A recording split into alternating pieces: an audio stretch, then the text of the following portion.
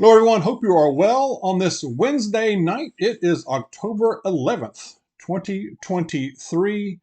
We need to be extra aware, amp up our situational awareness on this coming Friday.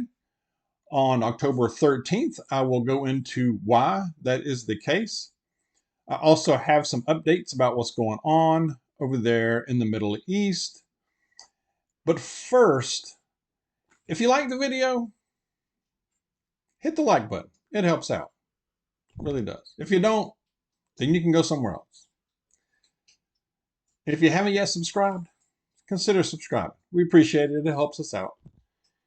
Also, I've noticed in just in kind of reading what's going on over there lately, I hear a lot about other countries sending in planes to get their people out. Mostly European countries, also Poland, Germany, the Brits. There's some others. I think maybe Australia. But I'm not hearing. I mean, where are airplanes? Where is the United States and Canada? What I don't know about Canada for sure, but I mean North Americans. You know what? Where's our State Department? Are we sending airplanes getting our people out of there? If we are, I'm just not hearing about it, I guess. Let me know if you're getting any of that news. I'd like to know. Hamas is calling for one of the leaders of Hamas is calling for a worldwide day of violence, or some people are calling it rage, this coming Friday, the 13th. No specifics given. Uh, this, you know, we just need to amp up our situational awareness. Now, you may have heard some of the major United States cities are on high alert. I know New York City put out an alert out there from, I believe, their mayor for Friday. I believe they're pretty much on alert every day now. But I think every major U.S. city is really uh, trying to, as far as their police departments and all that, are a bit more vigilant for the 13th. Now, is something going to happen? We don't really know. I have a feeling nothing big will happen, but things can happen. I mean, we know, things can come out of left field here. So I think it's just a good idea when you're out, if you go out, to just be a little extra vigilant. Who's around you, what are they doing, and especially if you're in public places like stores, shopping, going to any events, even at work, even at school, especially in places where there are crowds, where there are a lot of people gathered in a general area that would be an easy target. So that is where we really need to concentrate on. Um, Especially, if you go to a sports event, a sports venue, a movie, a restaurant, even, you know, I have a feeling if something does happen, I probably want to make it happen in a very crowded place, maybe in a major city like a New York City. It could be another city, though. It could even be somewhere where we're not expecting it. It could be in a smaller town. We don't really know. But just be a little extra aware. I think the main thing I want to say is go about your life. Don't be so paralyzed. Don't be in fear to where I can't leave the house. Do your thing. You need to go out, run some errands, run some errands, go out. Now, I would probably do them early, or maybe when the stores aren't as crowded, something like that. Make sure we have our vehicles full of fuel, keep them full.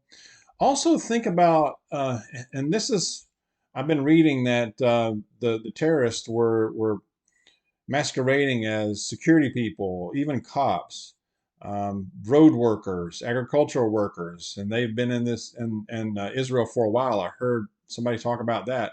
We could have that going on here, to where all these folks coming through the border, they could be working in whatever, probably more labor related tasks or jobs, road work, construction, agricultural, even security. Especially a security uniform is probably easier to get a hold of than something that looks like a bona fide cop uniform. So I'm not saying you got to avoid all those people and think all of them are out to, do something, but just really keep that in mind. I think it's a good idea. Um, but the public places, and when you park, I like to what we call strategic parking. Park, if you can, back into a space and situate your vehicle to where if you have to take off, that there's more of a chance of being a clear getaway. A clear path out of a parking lot or area. So be thinking about those things. Okay, and watch who's around you.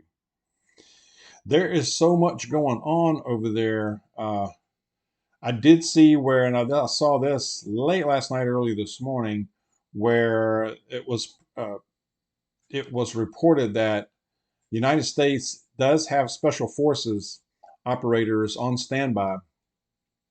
Now, they said they had them in a country in Europe. They could be on one of them aircraft carriers for all we know, especially SEALs. But the report was that uh, Navy SEALs and Delta Force are standing by to go into Gaza and maybe attempt a rescue of some of these hostages, because there are reports of American hostages among as well as other nationalities with others from Israel that are being held hostage in Gaza somewhere. God knows where they are, but we could be seeing some raids like that. I also saw a report where, if they haven't already, uh, that a land invasion is imminent as far as in Gaza from the IDF, the Israeli Defense Force. Speaking of, I was mentioned gas a while ago. If you have a way to store some gasoline, go ahead and get extra. Like if you got a 5 gallon can, uh, go ahead and fill them up. Get a few of them at least. I know, at least get you through a tight spot. If things break out and the United States gets directly involved, all kinds of things could happen. I heard somebody mention, if that happens, then if Iran attacks the oil fields in Saudi Arabia or something like, if this turns into a bigger, wider regional war, which I think it's going to, it looks like it's going to, it's heading in that direction. Something like that happens, gasoline will pop up. I mean, the price will skyrocket overnight within hours. Okay. So let's keep that in mind too. So watch your fuel. Watch your fuel. I had somebody comment. It was either last night or the night before that they saw some shortages, and I forget what state it was. If you're seeing some shortages out there with gas, or let us know. I haven't seen anything like that around here, of course. Um, but there's fighting. Sounds like there's fighting on at least two fronts now for Israel from the north and from the south. From the south, still with Hamas, and from the north by Hezbollah,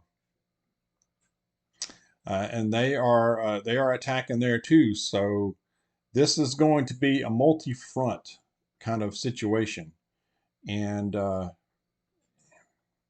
bless them. I mean, they're going to be, and I believe if any more players get involved, or if this gets more serious, I think it's only a matter of time before United States military gets directly involved, and that could very well happen.